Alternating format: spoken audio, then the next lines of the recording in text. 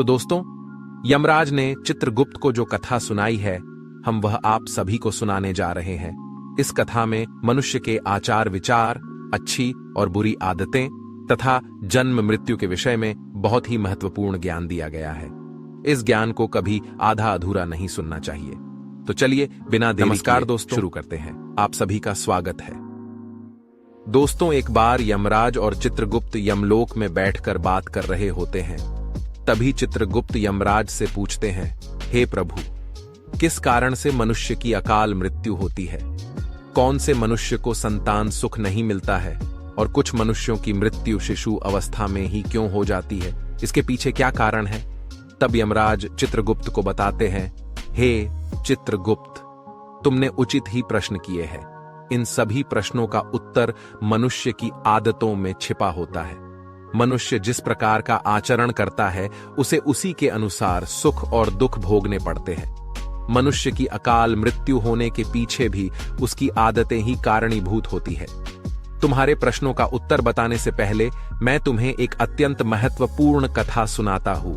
इस कथा में तुम्हें तुम्हारे सभी प्रश्नों के उत्तर मिल जाएंगे, इसीलिए तुम इस कथा को ध्यान से जरूर सुनना। तो दोस्तों, यमराज कहते हैं, हे चित्रगुप्त, किसी समय की बात है, मध्य देश में एक अत्यंत सुंदर नगरी थी। उस नगरी में एक धनवान सेठ रहा करता था, जिसका नाम था आत्माराम। आत्माराम बहुत ही मेहनती था। उसने अपनी मेहनत से सारा धन इकट्ठा किया था। उसका बहुत बड़ा व्यापार था और साथ ही उसके पास बहुत सारा खेत था। पूरे नगर में आत्माराम जितना धनी इंसान कोई नहीं था। सौभाग्य से आत्माराम के 3 पुत्र थे और 2 पुत्रियां थी। आत्माराम के सभी पुत्र पुत्रियों का विवाह हो चुका था। आत्माराम के 3 बेटे उसी के साथ रहते थे और उसके कामकाज में उसकी सहायता करते थे। आत्माराम का बड़ा बेटा किशन बहुत ही समझदार और बुद्धिमान था। वह अपने पिता के सारे काम संभालता था। छोटा बेटा गणेश भी खेत देखता था और खेत के सारे काम करता था। और तीसरा सबसे छोटा बेटा पढ़ाई करता था। आत्माराम के दोनों बेटों का विवाह हो चुका था और कुछ समय बाद पढ़ाई खत्म होने पर उसने उसके छोटे बेटे का भी विवाह करा दिया और उसे भी अपने व्यापार में काम पर लगा दिया। भगवान की कृपा से सब कुछ ठीक चल रहा था। कई वर्ष बीत गए। आत्माराम के बेटों ने उसके व्यापार को और बढ़ा दिया और जब आत्माराम की मृत्यु का समय निकट आया तो उसने संपत्ति का बंटवारा करने का सोचा और अपने 3 बेटों को बराबर हिस्सा करके उसने अपनी सारी संपत्ति 3 बेटों के नाम कर दी और बड़ी ही प्रसन्नता से उसने मृत्यु को गले लगा लिया। आत्माराम की मृत्यु के बाद उसके 3 बेटे अपने अपने हिस्से में मिली संपत्ति को संभालने लगे। ऐसे ही समय बीतता गया। आत्माराम के बेटे अपने अपने घर पर हर साल अपने पिता का श्राद्ध करते थे और नदी में जाकर तर्पण भी करते थे, जिससे आत्माराम की आत्मा को शांति मिले। आत्माराम के बड़े बेटे को 3 अत्यंत सुंदर पुत्र की प्राप्ति हुई। फिर छोटे बेटे को 2 पुत्र और 1 पुत्री हुई, लेकिन सबसे छोटे बेटे को कोई संतान नहीं हुई। बहुत साल बीत गए, लेकिन सबसे छोटे बेटे को कोई संतान नहीं हो रही थी। उसने कई उपाय भी किए, लेकिन उसे कभी संतान सुख नहीं मिला, जिस कारण से वह सदा ही दुखी और निराश रहने लगा। कुछ साल बीतने के बाद आत्माराम के छोटे बेटे की तबीयत अचानक खराब हो गई और वह बीमार रहने लगा। उसने अपनी बीमारी के इलाज में अपने पास की सारी जमा पूंजी खर्च कर दी। वह दूर दूर से वैद्यों को बुलाकर अपना इलाज करवाता था। बीमारी के कारण वह अपने कामकाज पर ध्यान नहीं दे पा रहा था, इसीलिए उसकी परिस्थिति और भी अधिक खराब होने लगी थी। उसने कई बार अपने भाइयों के पास मदद मांगी और उनसे उधार पैसे लेकर जीवन का गुजारा करने लगा था। कई वैद्यों को दिखाने के बाद भी उसकी बीमारी ठीक नहीं हो रही थी, जिस कारण से वह बहुत दुखी रहने लगा था। उसके भाई भी अब उसकी मदद करके थक चुके थे, लेकिन अब उन्होंने भी उसकी मदद करना बंद कर दिया, क्योंकि वह अपने बड़े भाइयों से ठीक से बर्ताव नहीं करता था। वह अपने भाइयों की उन्नति देखकर जलने लगा था और उनसे द्वेष करने लगा था, जिस कारण से वह और भी अधिक दुखी रहने लगा था। फिर एक दिन अचानक उसकी मृत्यु हो गई और फिर यम के दूत उसे लेने के लिए उसके पास आ गए।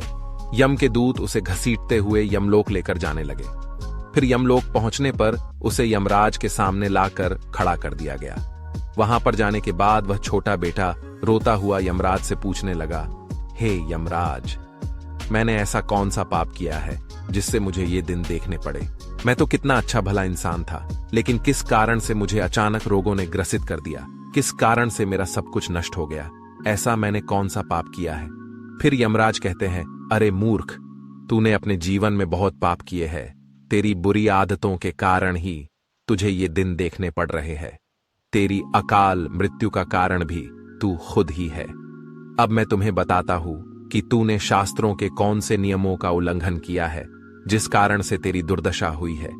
जो भी मनुष्य शास्त्रों के नियमों का उल्लंघन करता है उसकी भी दशा तेरे जैसी ही होती है। यमराज उस छोटे बेटे से कहते हैं, मनुष्य को हमेशा अपने 5 अंगों को साफ करके ही भोजन करना चाहिए। दोनों पैरों को तथा दोनों हाथों को और अपने मुख को जल से अच्छी तरह से स्वच्छ करके ही भोजन करना उचित होता है। इससे मनुष्य के शरीर से रोग दूर रहते हैं और व्यक्ति दीर्घायु बन जाता है। किंतु तूने तो बिना स्नान किए ही भोजन किया है। यमराज कहते हैं, भोजन शुरू करने से पूर्व उस भोजन के लिए भगवान को धन्यवाद देना चाहिए और संसार के समस्त प्राणियों को भोजन प्रदान करने की प्रार्थना करनी चाहिए। इस प्रकार से अन्न देवता को प्रणाम करके भोजन करने से मनुष्य को कोई पाप नहीं लगता है। लेकिन तूने ऐसा कोई भी कार्य नहीं किया। तूने कभी ईश्वर का धन्यवाद नहीं किया। तूने कभी प्राणियों को भोजन नहीं दिया, कभी द्वार पर आए भिक्षुक को अन्न नहीं दिया। इसी कारण तेरी यह दुर्गति हुई है। यमराज कहते हैं, जमीन पर बैठकर भोजन करना ही श्रेष्ठ होता है। बिस्तर पर बैठकर भोजन करने से मनुष्य के शरीर में रोग उत्पन्न होते हैं और उसकी आयु कम हो जाती है। तू बड़े आराम से बिस्तर पर बैठकर भोजन करता था, इसी कारण से तेरे शरीर में रोग निर्माण हुए। शास्त्र कहते हैं कि दहलीज पर बैठकर भी भोजन नहीं करना चाहिए, किंतु तूने इस नियम का भी पालन नहीं किए, जिससे तेरी धन संपत्ति भी नष्ट हो गई। दहलीज पर बैठकर भोजन करने से धन का नाश होता है। यमराज कहते हैं, 3 प्रकार का भोजन मनुष्य को ना ही करना चाहिए। जिस भोजन के ऊपर से कोई पैर रखकर चला गया हो अथवा कोई व्यक्ति भोजन को ला कर गया हो, ऐसे भोजन को कभी खाना नहीं चाहिए। ऐसा भोजन अशुद्ध हो जाता है। ऐसे भोजन को पशुओं को खिला देना चाहिए। दूसरों के द्वारा लांघा गया भोजन खाने से मनुष्य की आयु कम हो जाती है और उसके शरीर में भिन्न भिन्न प्रकार के रोग उत्पन्न होते हैं। यदि भोजन में बाल निकल आता है तो ऐसा भोजन त्याज्य हो जाता है। यदि अन्न में बाल निकलता है तो उसे ईश्वर को कभी प्रसाद के रूप में नहीं चढ़ाना चाहिए और ना ही स्वयं खाना चाहिए। ऐसा भोजन प्रेतों को प्राप्त हो जाता है। यमराज उसे कहते हैं, दूसरों के लिए परोसा हुआ भोजन भी नहीं खाना चाहिए। जो मनुष्य दूसरों का भोजन छीन के खाता है अथवा किसी को बिना दिए ही स्वयं उस अन्न का उपभोग करता है, उससे देवी अन्नपूर्णा रुष्ट हो जाती है। भोजन सभी में बांटकर खाना चाहिए। दूसरों के हिस्से का भोजन करने से मनुष्य के पुण्य कर्म नष्ट हो जाते हैं, लेकिन तूने इनमें से किसी भी नियम का पालन नहीं किया। इसी कारण से तेरी आयु कम हो गई। शास्त्रों के अनुसार दिन के समय में मनुष्य को उत्तर की ओर मुख करके मल मूत्र का त्याग करना चाहिए। यदि रात्रि के समय मल मूत्र का त्याग करना हो तो दक्षिण की ओर मुख करके करना चाहिए। मल मूत्र का त्याग करते समय हमेशा अपने सिर को ढककर रखना चाहिए।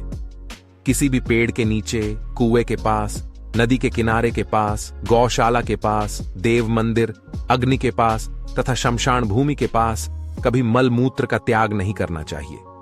शास्त्रों में कहा गया है, खड़े होकर भी मल मूत्र का त्याग नहीं करना चाहिए। इससे शरीर में रोग और विकार निर्माण होते हैं। इसके साथ ही पूरी तरह से निर्वस्त्र होकर भी मल मूत्र का त्याग नहीं करना चाहिए। चलते चलते कभी पेशाब नहीं करना चाहिए। इससे जीवन में दुर्भाग्य आता है। जूते पहनकर, छाता लगाकर भी मलमूत्र का त्याग करना अनुचित माना जाता है। कभी भी किसी स्त्री, गुरु, देवता, मंदिर और पानी की तरफ मुख करके आकाश में ग्रहों को देखते हुए मलमूत्र का त्याग करना अनुचित होता है। रात्रि में चंद्रमा और अग्नि की तरफ देखते हुए भी मलमूत्र का त्याग नहीं करना चाहिए। इससे जीवन में दुख और संकट आते हैं। मलमूत्र का त्याग करने के बाद उस भाग को स्वच्छ करना चाहिए तथा अपने हाथों को भी जल से शुद्ध करना चाहिए। मलमूत्र का त्याग करने के बाद किसी दीवार पर साफ नहीं करना चाहिए। इससे पशु के रूप में जन्म प्राप्त होता है। मलमूत्र का त्याग करने के बाद उसे अच्छे से ढक देना चाहिए और उस पर मिट्टी डालनी चाहिए ताकि कोई पशु उसे खाए नहीं। यमराज कहते हैं, मनुष्य को कभी निर्वस्त्र होकर स्नान नहीं करना चाहिए, इससे पितृदेव रुष्ट हो जाते हैं। पितृदेव रुष्ट हो जाने पर मनुष्य अपना सब कुछ खो बैठता है, किंतु तूने सदैव ही निर्वस्त्र होकर ही स्नान किया है, जिस कारण से तेरे पितृ भी तुझसे नाराज थे। इस प्रकार से यमराज उस छोटे बेटे को बहुत सारा ज्ञान देते हैं और यमदूतों से कहकर उसे नरक ले जाने की आज्ञा देते हैं। तो दोस्तों, इस प्रकार से मनुष्य को कभी शास्त्रों के नियमों का उल्लंघन नहीं करना चाहिए। यमराज ने चित्रगुप्त को जो ज्ञान दिया है वह अत्यंत महत्वपूर्ण है। उम्मीद है आपको यह जानकारी अच्छी लगी होगी। वीडियो को लाइक जरूर करें। ऐसी ही आध्यात्मिक जानकारी वाले वीडियो देखने के लिए चैनल को सब्सक्राइब करें और कमेंट में जय श्री कृष्ण अवश्य लिखें। आप सभी का धन्यवाद।